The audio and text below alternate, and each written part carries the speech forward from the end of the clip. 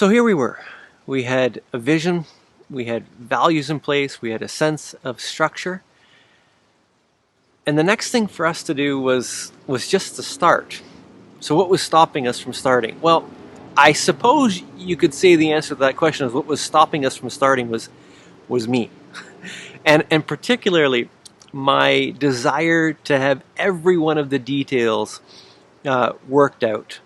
And so there I was, well, what about this eventuality? What about this? We need to think about this. What if this happens? And trying to work out all of the various details of what could happen in the life of our simple churches. I suppose on one hand, it was because I wanted the best for the people that were a part of our community. But the truth was, a lot of it was also just rooted in my own fear of something not working out and perhaps it reflecting poorly upon myself. Well, in the midst of all of this, well, what if we should plan for this, we should plan for that. At one of our meetings, one of the people that I loved and respected, he kind of puts up his hand and he said, "Andy, I think at some point we're going to have to get out and skate." And I said, "Okay, like, what do you mean by that?" And he says, "Well, it's kind of like we're figure skaters.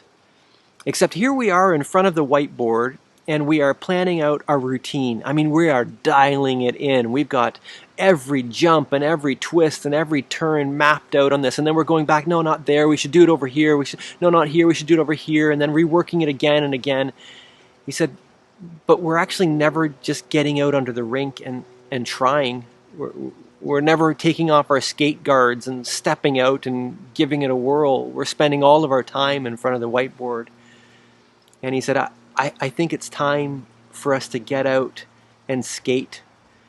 And as we skate, we can rework the routine and figure things out. And it was the perfect analogy.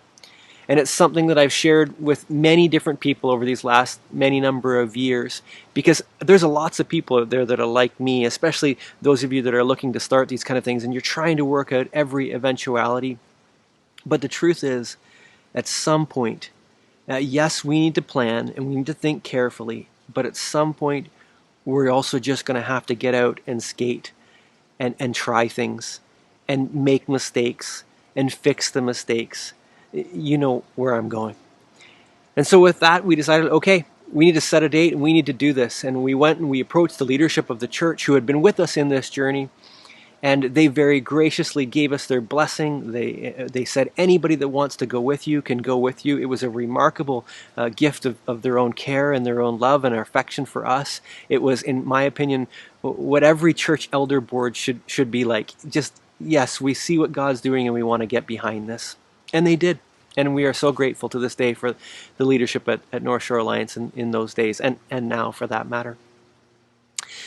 The only problem with the whole scheme, at least from my own family's perspective, was that we were talking about house churches, and well, we didn't have a house. And we lived in the city of Vancouver, which is one of the most expensive cities in the world, and certainly the most expensive city in Canada to live with. And there we were, my wife and I and our youngest daughter, and we were living in a one-bedroom apartment. And we were kind of thinking, well, we want to host people. We need a space bigger than this. One of our dear friends who's still with us, his friend's name is Sig.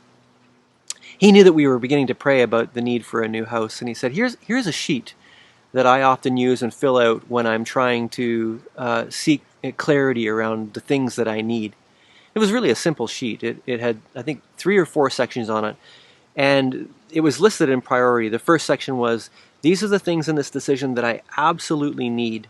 The second section were, these are the things that I really, really want, and these are the things that I would love, and then finally, this would just be a luxury, Lord, you just blow our socks off with this.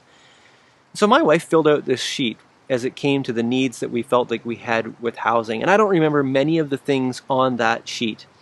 One thing I remember was that we had a budget of $1,300, which wasn't a lot. And we also had the request in there that we would have 4 bedrooms. And $1,300 and 4 bedrooms did not line up in anyone's economy except for God's. And then way down on the bottom of the list was this kind of crazy request, which was, and I'd love a pad, a big parking pad, so my parents could park their RV there. Which, again, living in an urban city, the idea of a big parking pad for your RV seems a little bit of a stretch. We prayed about this list for a couple of weeks. And then we got a call from a lady that used to work with my wife. And she said, the house next door has been vacant for a couple of months. Are you guys by any chance looking for a house? We said, well, yeah, we are. She said, do you want me to call the landlord and see what he wants to do with it? And we said, yeah, we'd love that. But we could probably never afford a house. She said, well, why don't you just find out? So she called him up, made the connection. And we went over to visit and to look at this house.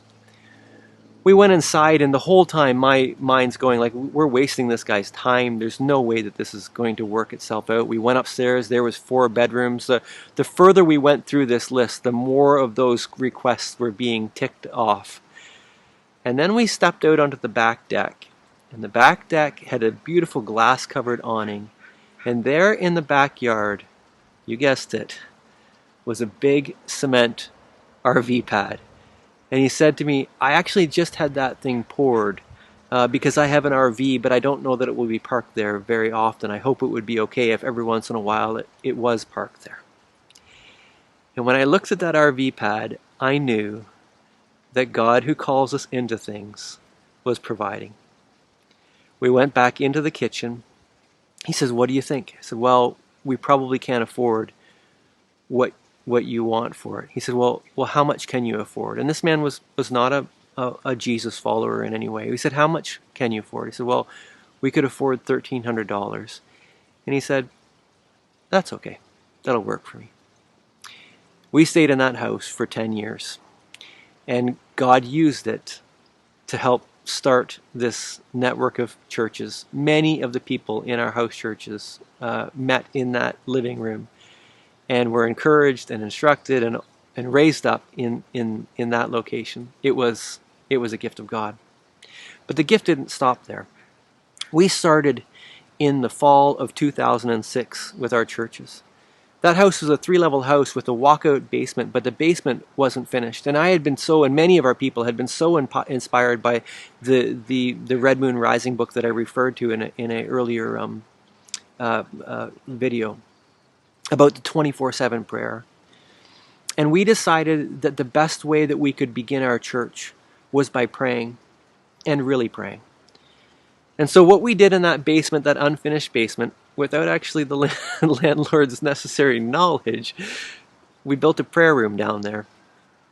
And we decided that where we would begin was with 24/7 prayer for 40 days. We built a website so that people could sign up. And for 40 days, every single hour except for 6 were filled by this little group of people coming all times through the night. I left that back door open. People would come down there. They would pray, put on worship music, pray, pray, pray. For 40 days, 24 hours, 7 days a week, that room was filled with prayer. And I cannot tell you what it's like to wake up at 3 in the morning and to hear people praying and the sounds of their prayers moving through the ductwork of your home. But that is how Simple Churches began. 24/7, 40 days of prayer. We did it the following year too, the same time, to commemorate what had happened the year before. And I've often looked back on that and I think God is still moving through many of those prayers that were prayed 14 years ago.